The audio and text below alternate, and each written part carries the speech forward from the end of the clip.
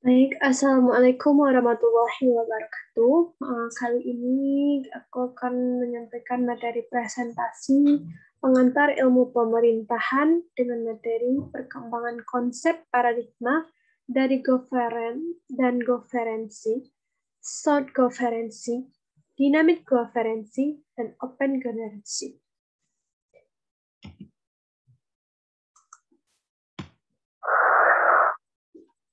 Sebelumnya perkenalkan, aku Putri W. Andaleni, NIM 2104-2190, jurusan Ilmu Administrasi Negara, Fakultas Ilmu Sosial, Universitas Negeri Padang, yang mana pada materi kali ini yaitu pengantar ilmu pemerintahan dengan dosen pengampu Bapak Iip Permana STMT.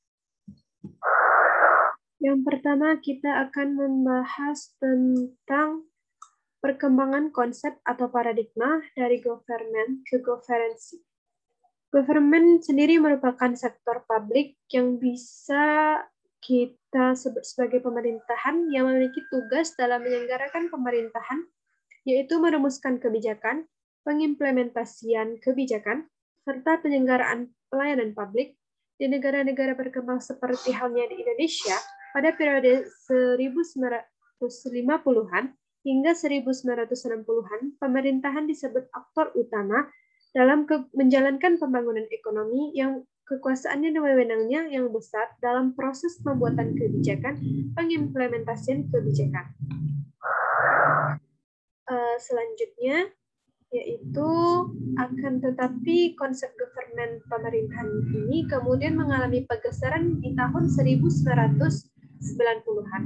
Pergeseran ini disebut sebagai paradigma governancy atau disebut juga dengan pemerintahan. Dikatakan pergeseran ini terjadi karena pemindahan wewenang dari pemerintahan kepada sektor non pemerintahan atau sering disebut sebagai sektor swasta atau sektor privat, NGO atau non-governmental organization, serta masyarakat dalam hubungannya dengan akses dan keterbukaan proses pembuatan kebijakan, pelaksanaan kebijakan. Pergeseran ini terjadi karena keterbatasan dari pemerintahan yang tidak mampu memenuhi perubahan tatanan organisasi, tekanan sosial dan ekonomi, serta berkembangnya proses globalisasi. Governancy ini bisa dikatakan suatu konsep yang lebih luas, inovatif, dan memiliki jangkauan yang luas. Dikatakan demikian karena pemindahan wewenang juga bisa terjadi dalam tingkat governancy, yakni internasional, regional 1, nasional, regional 2, dan lokal. Berikutnya, pemindahan atau transfer wewenang ini dapat dibedakan lagi menjadi 3, yakni yang pertama, transfer wewenangan ke level yang lebih tinggi, misalnya dari pemerintahan pusat ke level yang berskala internasional atau level 1 regional. Yang kedua, transfer wewenang ke level yang lebih rendah, misalnya transfer wewenang dari pemerintahan pusat ke pemerintahan daerah atau lokal seperti halnya desentralisasi. Berikutnya yaitu transfer wewenang dari pemerintahan ke non-pemerintahan. Misalnya dalam melaksanakan pelayanan publik, pemerintahan memberikan sebagai aset kepada sektor privat untuk meningkatkan efisiensi dan efektivitasnya. Konsep inilah yang merupakan pembeda dari governance atau pemerintahan dengan government atau pemerintah. Badan pemerintah yang semulanya mendominasi kini mulai berkurang dan organisasi non-pemerintahan yakni sektor swasta, NGO, non-governmental organization ini, dan masyarakat bisa terlibat dalam governancy untuk saling berkolaborasi dalam penyelenggaraan pemerintahan.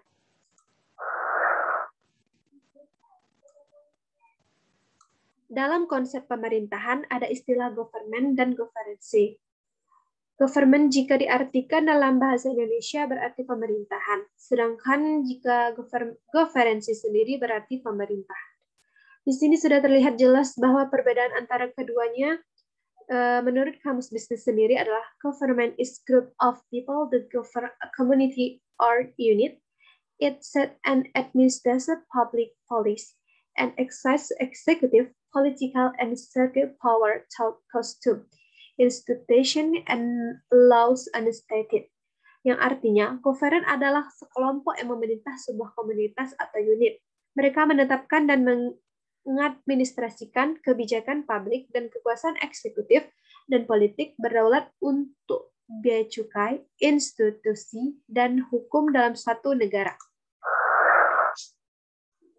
Sedangkan governance adalah bentuk dan tatanan kelola dari pemerintahan sendiri yang sering disebut dengan pemerintahan. Governance ini haruslah bernilai baik, good governance, yang memiliki beberapa aspek berikut. Yang pertama, partisipasi lawas hukum, inklusivity atau adil, respon daya tanggap, dan transisinya. Penyelenggaraan negara dan pemerintahan dewasa ini tidak dapat dilepaskan dari perubahan yang sangat cepat dan dramatis terjadi dalam skandal global. Munculnya konsep governance merupakan salah satu jawaban perubahan tersebut. Dalam konsep governance ini terdapat pergeseran paradigma penyelenggaraan negara dan pemerintahan dari govern ke governance. Sebagai konsekuensi dari perubahan ini adalah pemerintahan dan tidak memegang monopoli dalam penyelenggaraan negara, tetapi harus berbagai peran baik dengan sektor swasta maupun dengan civil society atau masyarakat sendiri. Perubahan ini juga berakibat pada pola hubungan antara pemerintahan, sektor swasta, dan masyarakat menjadi lebih sejajar dan demokratis. Perbedaan government dan governance sendiri, yang pertama, government yaitu penyelenggaraan pemerintahan atau lebih dikenal dengan kelembagaannya, sedangkan good governance yaitu tata kelola pemerintahan yang baik. Kaitannya yang kedua yaitu kaitannya dalam suatu penyelenggaraan, pemerintahan harus memenuhi kriteria good governance agar terciptanya pemerintahan yang baik. Akuntabel, transparansi, efisiensi, profesionalisme, efektivitas, dan penegakan hukum.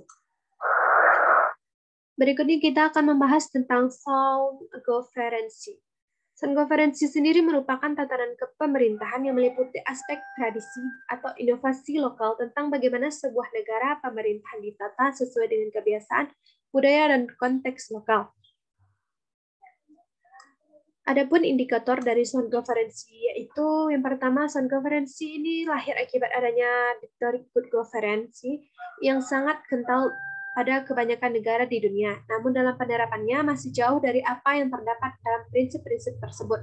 Maka sound governance ini yang bermakna lebih logis, masuk akal atau rasional dapat dijadikan pedoman dalam penerapan pemerintahan di suatu negara tanpa adanya target pencapaian yang muluk-muluk, namun sangat jauh dari target pencapaiannya tersebut. Yang kedua, sound governance ini lebih luas daripada konsep lain dewasa ini dengan memasukkan global dan internasional dalam tubuh pemerintahan. Menurut kaidahnya, sebaiknya apapun teknis dan pandangan good governance harus dapat diseimbangkan. Dengan kata lain, pemerintahan harus lebih rasional dan masih dalam sistem nilai untuk menanggulangi konflik dan rintangan asing. Sound governance ini juga berdasarkan dengan nilai-nilai konstitusional dan lebih tanggap atau peka terhadap norma-norma internasional. Yang berikutnya kita akan membahas tentang dynamic governance. Konsep dynamic governance, yaitu konsep dynamic governance adalah bagaimana bekerjanya berbagai kebijakan, institusi, dan struktur yang telah dipilih sehingga dapat beradaptasi dengan ketidakmenentuan dan perubahan lingkungan yang cepat sehingga kebijakan, institusi, dan struktur tersebut tetap relevan dan efektif dalam mencapainya keinginan jangka panjang masyarakat. Sedangkan konsep operasional dari dynamic governance adalah kemampuan pemerintahan menyesuaikan kebijakan dengan perubahan lingkungan global yang cepat dan tidak menentu sehingga tujuannya dapat tercapai. Adapun elemen dan prinsip dynamic governance adalah budaya organisasi pemerintahan, integrity, incutability, monetary market, pragmatis, multilateralism, static activities, long-term, reliancy, growth, stability, product, self-result, dan kemampuan yang dinamis. Faktor-faktor pendorong dynamic governance sendiri adalah yang pertama komitmen, kedua pengisian jabatan, ketiga paradigma, keempat kemampuan sumber daya, kelima semangat tidak korup, yang keenam berorientasi pasar, yang ketujuh berorientasi jangka panjang, yang kedelapan nasionalisme, yang kesembilan disiplin dan ikut turut serta. Berikutnya kita akan membahas tentang Open Government. Konsep Open Government atau OG pada dasarnya mengandung makna bahwa pemerintahan yang terbuka atau transparan mengandung elemen rakyat untuk berpartisipasi dan mengajak segenap unsur masyarakat berkolaborasi memecahkan berbagai masalah demi kesejahteraan rakyatnya. Dalam rangka OG ini, maka UKP 4 menyelenggarakan kompetisi Open Government Indonesia atau OGI. Kompetensi OGI ini merupakan ajang bergengsi pertama di antara kementerian dan lembaga penyelenggaraan layanan publik untuk meningkatkan kualitas dalam transparansi, partisipasi, dan inovasi. Kompetisi ini juga dipublikasikan secara luas melalui berbagai media massa untuk menyebarkan perbaikan layanan yang dinantikan oleh masyarakat. Adapun konsep dari Open Governance ini adalah Open Governance ini berkomitmen untuk merumuskan action plan atau rencana aksi di negaranya masing-masing yang dirumuskan dan diimplementasikan melalui konsultasi berkala bersama dan berbagai elemen, termasuk masyarakatnya sendiri. Secara struktural, 8 negara pendiri kemudian bertindak sebagai steering community bersama dengan beberapa NGO internasional lainnya. Adapun peranan Open Governance di era globalisasi saat ini yaitu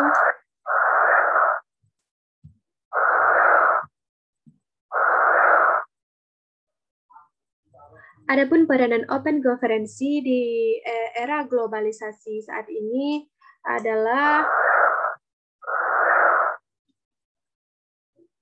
OPG juga mengatakan bahwa mereka telah menemukan momentum dunia untuk mempromosikan transparansi anti korupsi, memperkuat keterlibatan warga negaranya, serta menggunakan teknologi untuk pemerintahan yang efektif dan efisien. Atas dasar ini, setiap negara peserta OGP menyatakan komitmennya untuk meningkatkan ketersediaan informasi tentang kegiatan-kegiatan pemerintah, mendukung partisipasi masyarakat sipil dalam pemerintahan, menyelenggarakan standar integritas profesional yang terbaik, dan menjalankan administrasi publik untuk memecahkan korupsi dan penyalahgunaan kewenangan, serta meningkatkan akses terhadap penggunaan teknologi baru untuk mendukung keterbukaan dan akuntabilitas. Perbandingan dynamic governance, sound governance, dan open governance sendiri adalah yang pertama kita akan mengkaji fokusnya kemana. Yang pertama, dynamic governance fokusnya terhadap global collaboration, network and innovating atau jaringan kolaborasi global dan inovasi. Yang kedua, sound governance, rigid and explicit knowledge and innovation atau sama dengan pengetahuan rigid dan explicit dan inovasi. Yang berikutnya adalah over governance, fokusnya kepada transparansi dan inovatif atau transparansi dan inovasi sendiri. Berikutnya yaitu perbedaannya dilihat dari tatanan kelola pemerintahannya. Dynamic governance sendiri dimensinya mencakup yang pertama proses, kedua struktur, yang ketiga kognisi dan nilai, yang keempat konstitusi, yang kelima organisasi dan institusi, yang keenam manajemen dan kinerja, yang ketujuh kebijakan, yang kedelapan sektor, kesembilan kekuatan internasional atau globalisasi, yang terakhir etika, akuntabilitas, dan transparansi. Adapun konsep tata kelola pemerintahan governance yaitu elemennya meliputi kultur international kultur, kapitalis, taking ahead and taking again, taking across, and third chain adaptive policy. Yang berikutnya yaitu konsep tata kelola pemerintahan open governance meliputi 3 pilar utama. Yang pertama transparansi, yang kedua partisipasi, yang ketiga kolaborasi. Selanjutnya dilihat dari kekuatannya, yaitu dynamic governance, kerjasama antara internasional akan lebih mudah untuk menyelesaikan berbagai masalah suatu negara atau organisasinya. Yang kekuatan dari sound governance yaitu dorongan untuk terus meningkatkan tajid dan equated teknologi. Yang kekuatan dari open open governance, yaitu transparansi dan peluang melibatkan masyarakat dalam setiap aktivitas dan pengawasan pemerintahan menjadi lebih besar. Selanjutnya, perbedaannya dapat dilihat dari kelemahannya masing-masing. Walaupun memiliki kekuatan masing-masing, yang tiga ini juga memiliki kelemahan. Yang pertama, kita akan mengkaji tentang kelemahan dynamic governance, yaitu kurang populer dalam implementasinya untuk aktivitas pemerintahan dan organisasi. Yang kedua, soft governance, kelemahannya itu akan tidak dapat bermakna apabila birokrasi yang korup, sopil, sistem nepotisme, dan masyarakat belum sepenuhnya demokratis untuk mengawasi aktivitas pemerintahan. Berikutnya kelemahan dari open governance, yaitu keterbukaan belum tentu akan berkontribusi signifikan terhadap transparansi. Baiklah, sekianlah yang dapat saya sampaikan pada kesempatan kali ini. Mohon maaf atas segala kesalahan dan kekurangan atau salah dalam pengucapan katanya. Dan sekian, terima kasih. Wassalamualaikum warahmatullahi wabarakatuh.